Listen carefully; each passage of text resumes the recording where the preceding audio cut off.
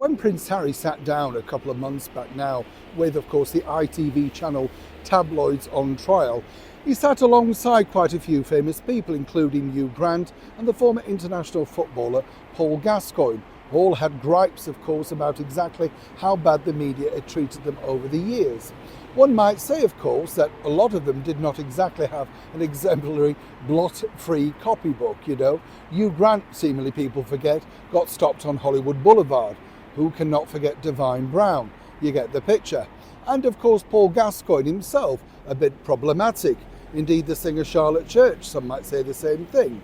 But that doesn't, of course, excuse the bad behaviour of the tabloids of that period.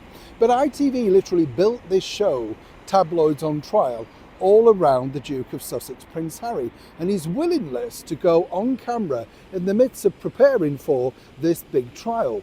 And then, of course, this happened.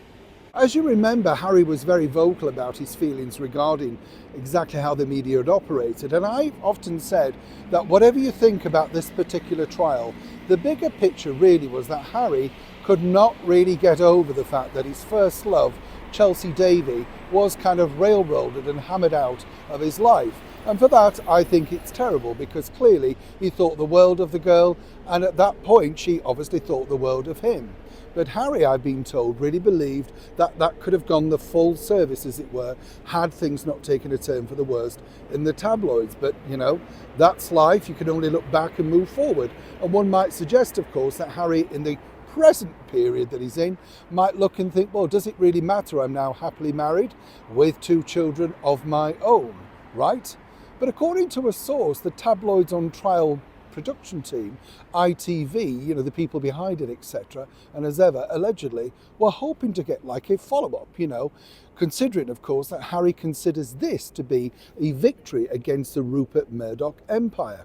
Indeed, of course, his uncle, Charles Spencer, Earl Spencer, put out a rather glorious tweet, and as he pointed out, Harry got a full, unequivocal apology for his mother and, of course, Charles Spencer's sister. And for that, you have to say, well done. But of course, as I pointed out before, it's not necessarily over. The tabloids don't back away. But what about ITV? Well, so far, according to that source, ITV are just waiting. Now, this is very tricky, you see, because if Harry goes into gloating mode and sits down and explains why he pushed ahead, or indeed why he finally settled, then whichever way you look at it, it could cause another problem.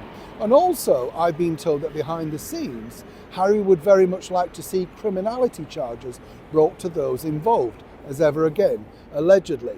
Either way, he's not letting go, but either way, will he be brave enough to sit down and take on yet another interview to let the rest of the world know exactly why he changed his mind when he was so adamant, even only in December of last year, basically saying he was the only one left now that could change the preconception of exactly what had gone on in the early noughties and late 90s regarding alleged phone hacking. It's simply not going away. Neil Sean in the very heart of London.